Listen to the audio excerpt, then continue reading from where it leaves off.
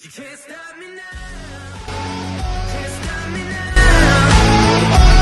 My feet have come too far for you to tie 'em to the ground.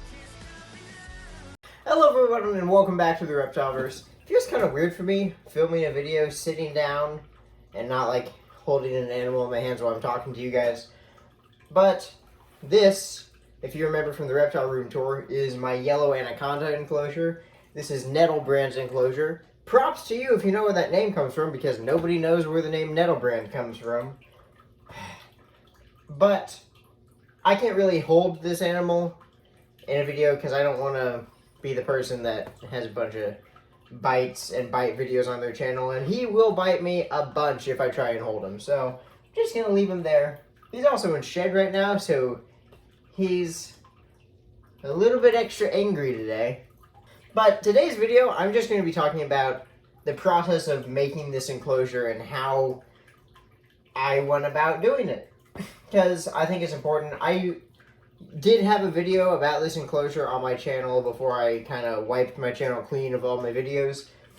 I was going to just, re-upload that video, but I don't have it anywhere, so I can't re-upload it. Start off, this is a 40-gallon breeder tank. This is an All Things Living tank, which is what PetSmart brand was called before it rebranded to Thrive, I believe is what it's called. So, first thing I did was I spray foamed to the background. This is very similar to the process in my Flying Decker video, link to that below. When I had her and I did my bioactive build, you spray foam to the back, or I spray foam to the back. I also spray foamed an extra couple pieces of cork into the back, as well as some Universal Rocks rock decor from the Josh's Frogs waterfall bundle. That's where I got the tubing, and I got the previous pump that I used in here from Josh's Frogs, I believe, but that pump didn't really work very well. It quit working after a couple weeks, and I tried cleaning it, and it never started back up. So I have a new pump, and it's worked just fine for me. I also have a filter. It's a 2 to 4 gallon filter. I'll put the links to the filter and the pump that I used in the description below. But because this is an anaconda enclosure, he wants a lot of water, so that's why this half of this enclosure, or a little bit less than half, is all water, and there are live plants in here. This plant wasn't doing too good, and it started to die, but it looks like it's been perking up a little bit better. I'm gonna start off, I don't know plants. I don't know what plants these are except for the pothos that's also in the water, and there's a tiny sprig of pothos in the back that was dying but made a really good comeback. But that's a bush, and that's something tropical looking. I know those. I get most of my plants from Home Depot. If you do get plants from Home Depot, make sure that you clean them off really well, because you don't want the fertilizers that they use for their plants in your enclosures.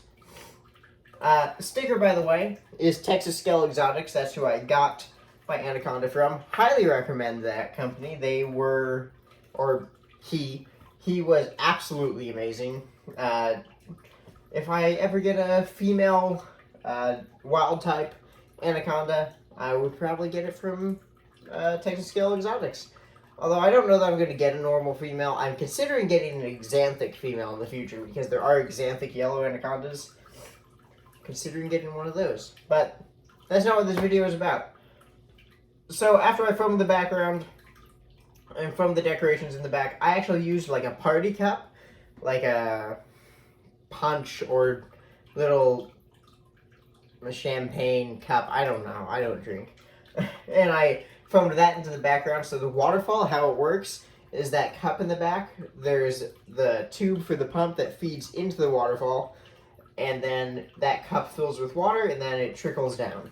The reason why it's not running right now, I'll have some B-roll of the waterfall running. It's not running right now because it's quite loud when the water is flowing and actually hitting the water. I'm considering coming back here before I add another animal in here. what I plan to do is finish the background, make it go down a little bit further back there, or maybe just build up some rocks in the back so the water can trickle more through the rocks and it's not splashing as much.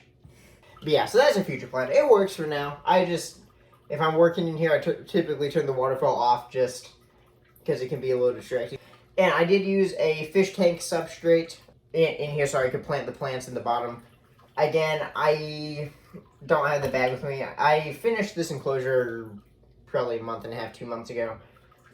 And I just don't remember the name of that substrate, but I bought it on Amazon, so I'll link that in the description as well. I got most of the products in here from Amazon. The rest of them were from Josh's Frogs and Home Depot. Like the substrate, actually. The substrate is Home Depot. It's a mixture of Pete's Miracle-Gro topsoil. It is 100% organic topsoil. There is no actual Miracle-Gro in it. If there was, I wouldn't be using it. But it's worked really well, and the plants are doing really well in it. So I'm really happy with how that is going. No float cypress mulch, because my anaconda does really like to dig into cypress mulch.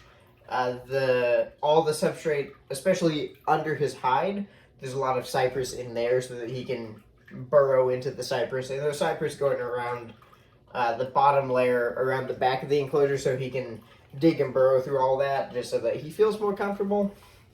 Because he did that a lot in his bin when I had him in a bin.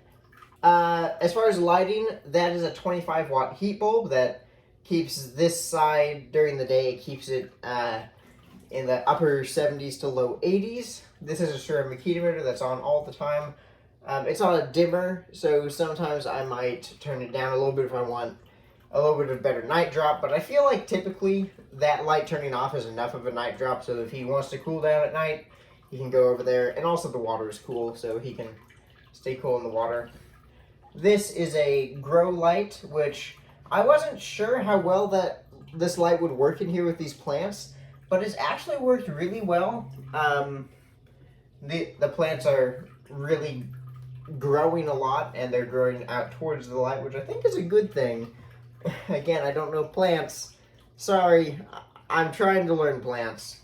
So, as far as the hides that I have for this anaconda, apart from there are multiple live plants in the water, so if he's in the water, he can hide under live plants, although he typically chooses to go into the back corner and tangle himself up in the waterfall tubing.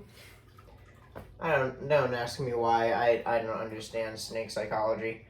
While I'm thinking about it, one of the other issues I had was after I foamed the background, you'll see when I show B-roll of the waterfall, some of the foam bubbled out.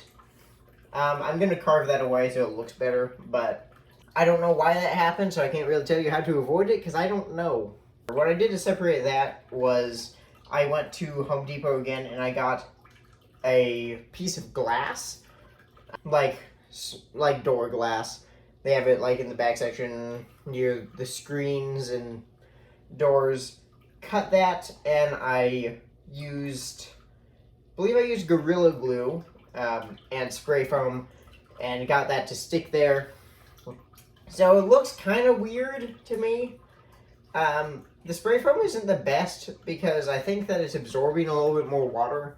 So at some point I'm gonna go in there and see if that's the problem, or if it's just, or if it's evaporating too fast, which could be the case. If that's the case, I might move that light a little bit. So what he does for hides, he has this.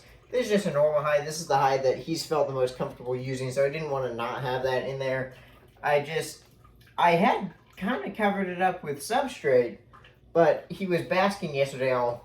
The other place that he likes to go is there's a cork tube thrown to the back. I don't think you can really see it very well. It's behind this plant, and sometimes he'll go inside there and sit in there.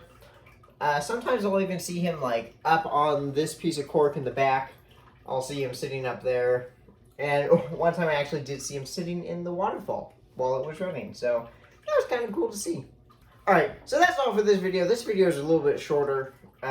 Just kind of wanted to talk through how I went about building this enclosure. So if you enjoyed this video in any capacity, please click like. If you didn't enjoy it, click dislike. Tell me why you didn't enjoy it, because I would absolutely like to improve in the future.